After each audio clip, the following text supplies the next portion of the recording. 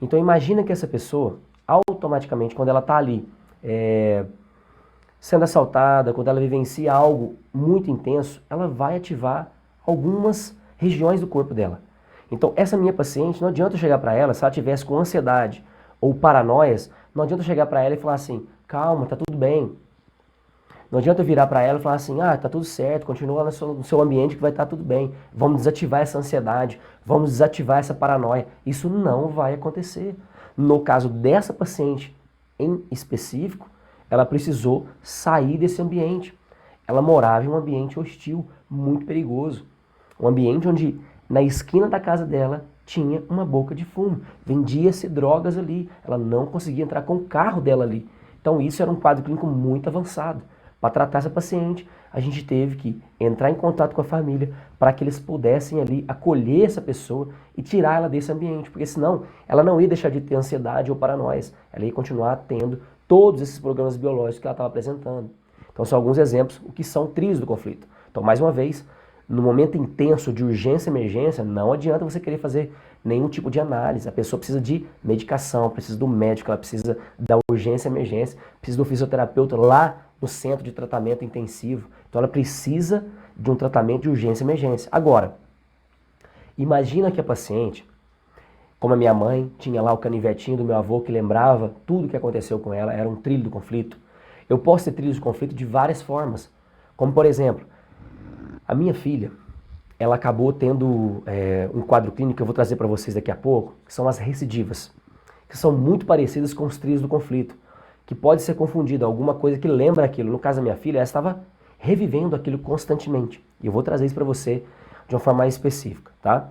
Mas, enfim, queria que você entendesse então mais uma vez sobre os trilhos do conflito. São situações como aqui no trem. Então, mais uma vez aqui. Eu tenho o trem, certo?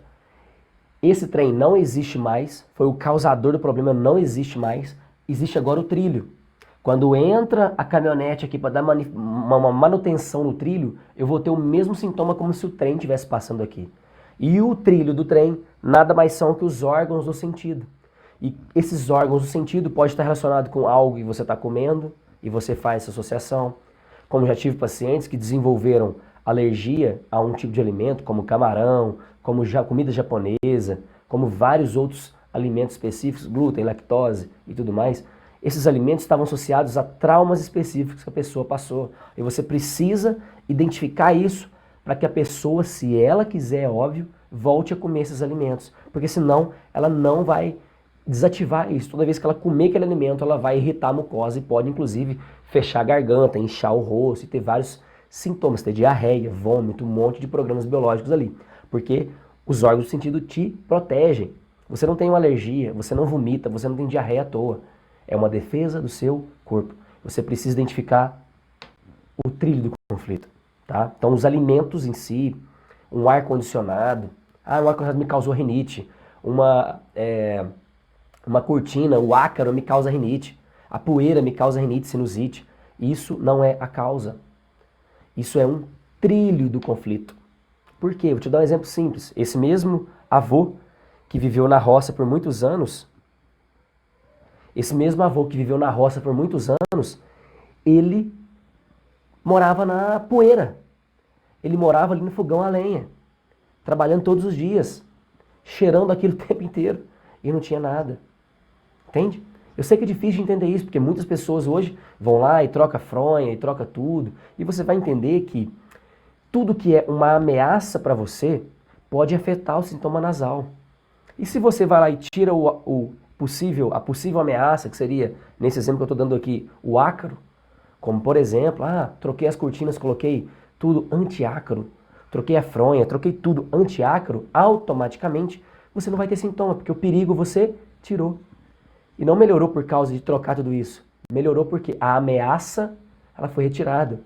Ô Denison, então você quer dizer que se eu respirar um corpo estranho eu não vou espirrar? Sim, lógico que você vai espirrar. Se você puxar uma areia, respirar alguma coisa que é um corpo estranho, você vai espirrar. Mas você não vai ter rinite e sinusite. Rinite e sinusite é outra coisa, que a gente vai entender que entra muito nos trilhos do conflito também. A gente tem que identificar isso, tá? Mas vamos lá. Então, o principal motivo pelo qual as pessoas desenvolvem doenças crônicas são trilhos do conflito. Agora eu quero trazer para você aqui as recidivas. O que são recidivas? As recidivas do conflito nada mais são assim, ó. Você vivenciou o conflito aqui, você então estava na fase ativa do conflito, seja ele qual for. Você tem a conflitólise, a quebra do conflito, soluciona esse conflito. Por exemplo, você estava vivenciando como eu lá na primeira aula, onde eu comentei um pouquinho sobre os sintomas que eu tinha de enxaqueca, dor cervical, que tinha a ver com a busca incessante por reconhecimento do meu pai, mostrar que eu era inteligente, mostrar que eu era capaz suficientemente para ser reconhecido pelo meu pai. Teve um momento da minha vida que eu estava na praia e eu estava fazendo mestrado, e nesse momento meu orientador me ligou e pediu para eu traduzir o artigo, para publicar esse artigo. Eu saí da praia e fui pro hotel e fiquei lá no computador. Fiquei muito tempo, a noite inteira fazendo aquilo ali. Fiquei numa postura ruim, tudo mais, sim. Só que o problema é que eu não podia falar não pro meu orientador, porque se eu não concluísse o mestrado, é como se eu estivesse falando não pro meu pai, e eu não podia falar não pro meu pai, porque eu queria ser reconhecido pelo meu pai. Então falar não pro meu orientador, automaticamente, eu estaria falando não pro meu pai. E aí eu fui lá e me submeti, que é o movimento da cervical.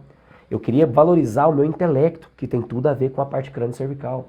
Então, nesse momento, quando eu fico a noite inteira ali estudando, tentando escrever, digitando, para submeter aquele artigo, eu estou na fase ativa do conflito. E aí, quando eu entro na conflitólise, ou seja, consegui resolver isso, consegui terminar o projeto. Vou enviar para o meu orientador o artigo, para ele submeter a revista. Aí eu envio para o meu orientador. No dia seguinte, eu mando uma mensagem para o meu orientador, já estou nessa fase PCLA, dormi, relaxei, poderia ter uma crise de madrugada, onde a maioria dos sintomas de epicrises, que são essas fases aqui, ó, as epicrises vão ocorrer entre 3 e 4 horas da manhã. Por quê? A pessoa entra numa vagotonia, num relaxamento muito grande, e quando dá mais ou menos 3, 4 horas da manhã, ela tem um pico de epicrise. Então os infartos agudos do miocárdio, os derrames, né, os AVCs, os AVEs vão acontecer nessa fase. Vários sintomas vão acontecer entre 3 e 4 horas de manhã. Crise de ansiedade, síndrome do pânico, muitos programas biológicos vão acontecer nessa fase. Aquele momento que você acorda de madrugada com os pensamentos acelerados e não consegue dormir de novo. Você está na epicrise. Então, qual que é o problema aqui? O maior detalhe é que quando você entra na fase PCLA, no meu caso, então vivenciei o estresse, tinha uma incapacidade intelectual de não poder dizer não para o meu orientador, fui lá e fiz, entreguei para ele. No dia seguinte, acordo com torcicolo, dor no pescoço, enxaqueca. Qual foi a causa? Eu ficar no computador? Não. A causa foi porque eu não podia dizer não para o meu orientador, porque eu estaria dizendo não para o meu pai. Eu tinha que mostrar para o meu pai que todo investimento que ele estava fazendo em mim, para eu estudar, para fazer o mestrado, estava sendo valorizado. Eu queria o reconhecimento dele. E você que já me acompanha aqui há algum tempo já sabe um pouquinho mais sobre a história, tá? E sabe que meu pai já me reconhecia muito mais com a do meu pai, isso. É grato, então, talvez isso na família, depois de ver esse estresse, eu começo a manifestar sintomas. E esses sintomas que eu começo a manifestar são sintomas que vão me causar muito desconforto. Dor cervical, enxaqueca, trava o pescoço, formiga o braço, por uma compressão na região cervical que eu tinha muito. E aí, aonde que está o detalhe disso daqui? Quando a gente fala de recidivas, isso continua acontecendo rotineiramente.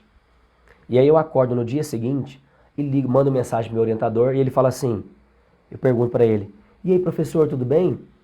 Conseguiu submeter lá na revista, deu tudo certo? Ah, Denis, eu não te falei não, né? A gente não vai submeter naquela revista não, a gente vai submeter na outra revista tal. Aí eu falei, como é que é? Tudo pensando, né? Você imagina o que eu pensei, o que eu queria fazer. Que eu fiquei pé da vida. Porque você imagina, você fica a noite inteira, tava na praia com a minha esposa, na época noiva, parei tudo aquilo e fui fazer o que o meu orientador pediu e chegou na hora, ele não utilizou aquilo que eu fiz. E queria que eu fizesse uma outra coisa para submeter numa outra revista com outras normas. Você imagina a incapacidade intelectual que eu vivencio ali. E fico reativando. Eu vivo o estresse, soluciono, tenho uma crise, torcicolo, vários programas biológicos, entro de novo, ativo de novo, ativo de novo, ativo de novo, fico revivenciando isso constantemente. E aqui foi exatamente o programa biológico que a minha filha vivenciou. E antes de descrever para você, eu quero que você curta esse vídeo, compartilhe com outras pessoas, encaminhe para algum amigo que você acredite que possa estar ajudando ele.